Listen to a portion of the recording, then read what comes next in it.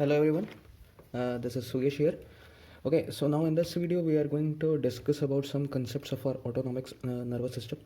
So in this video we are going to discuss the concepts of our sympathetic nervous system, actually the principles of the fibers, how they go and innervates the different parts. So there are actually three principles for this sympathetic nervous system. For parasympathetic nervous system there is no such principles, but the basic concept of parasympathetic nerve, you know that there are three nerves, uh, four nerves nucleus actually.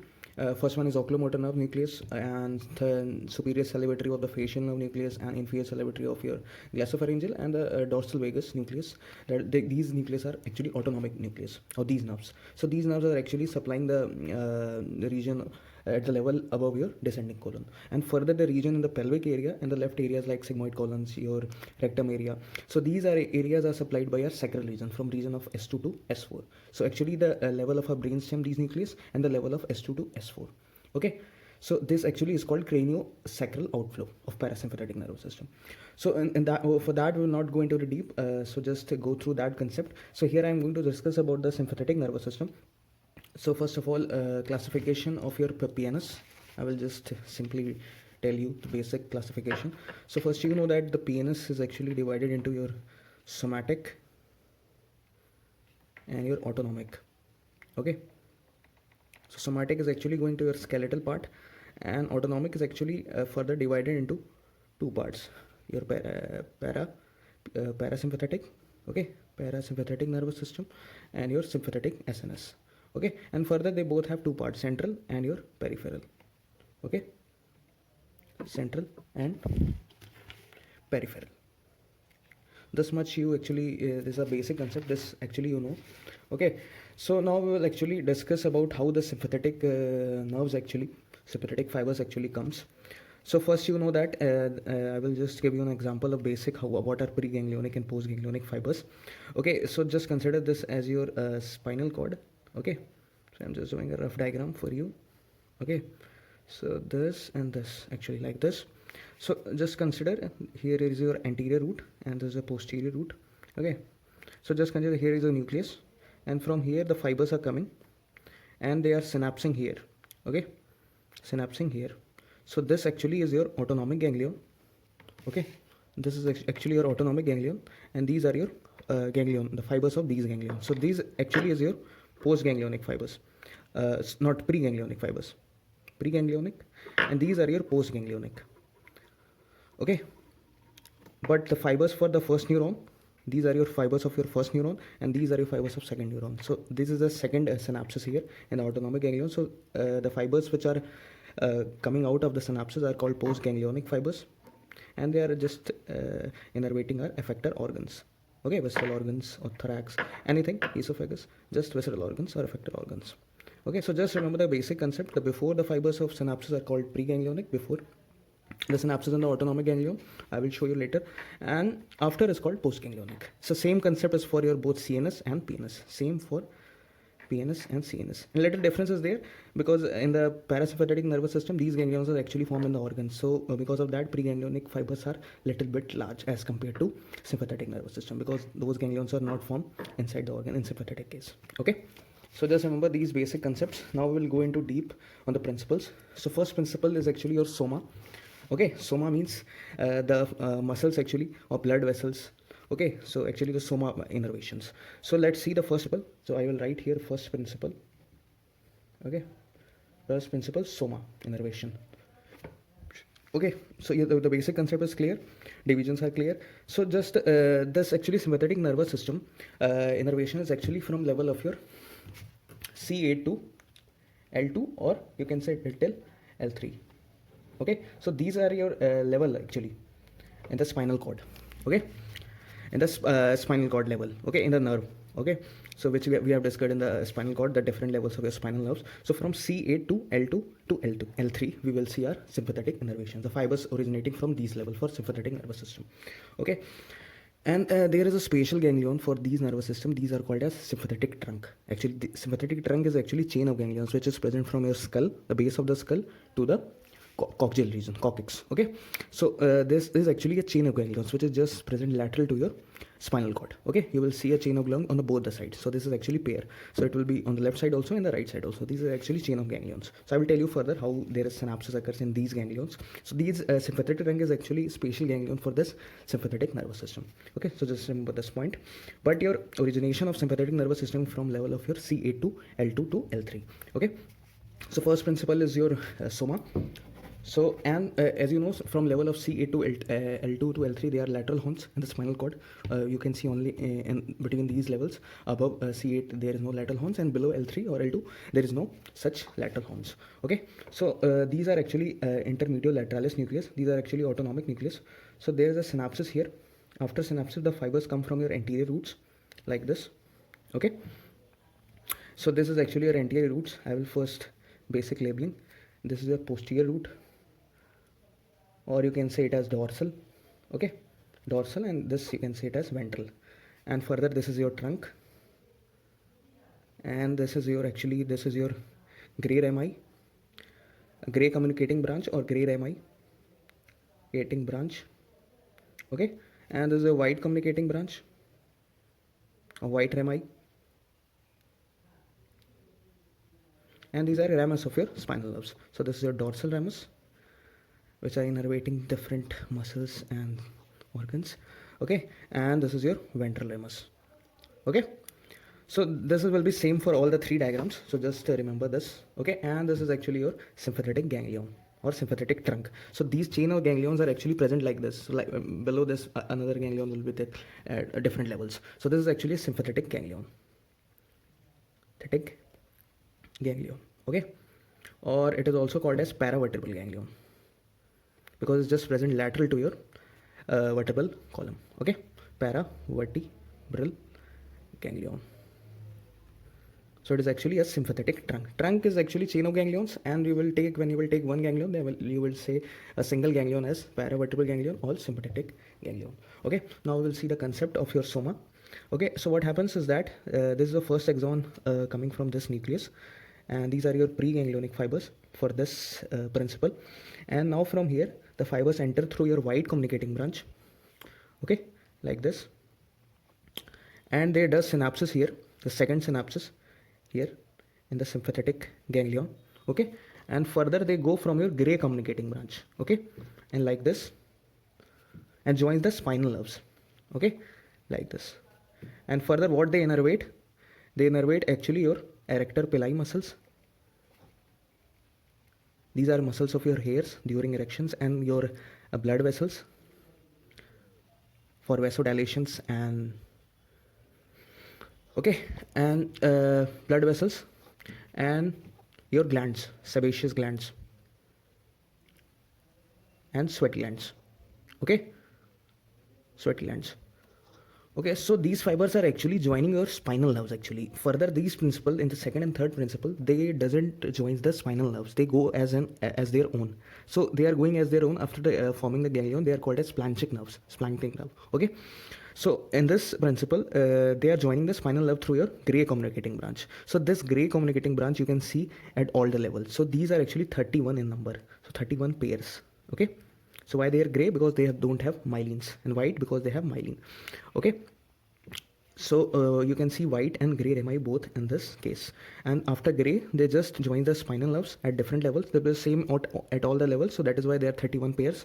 Okay, and this is actually for your erector pili muscle. And for this principle and the innervation for erector pili, blood vessels, sebaceous, there is no parasympathetic innervation. Okay, remember this point. For these areas, there is only sympathetic nervous system. So for that, there are gray communicating branch to innervate these areas: erector pili muscles, hair cells. They stands when you feel any type of fear or anything, and blood vessels, and your sebaceous and sweat glands. Now, what is the second principle? So second principle is actually at the level of your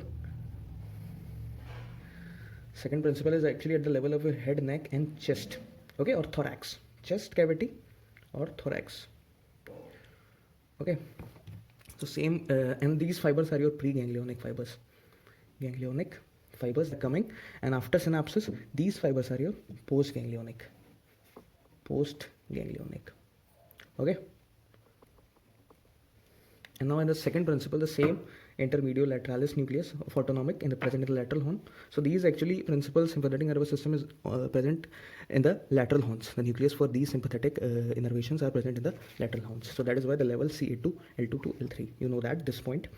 And again the fibers, preganglionic fibers from this nucleus after synapses, they are coming through your ventral roots or anterior roots, ventral root, and now they are coming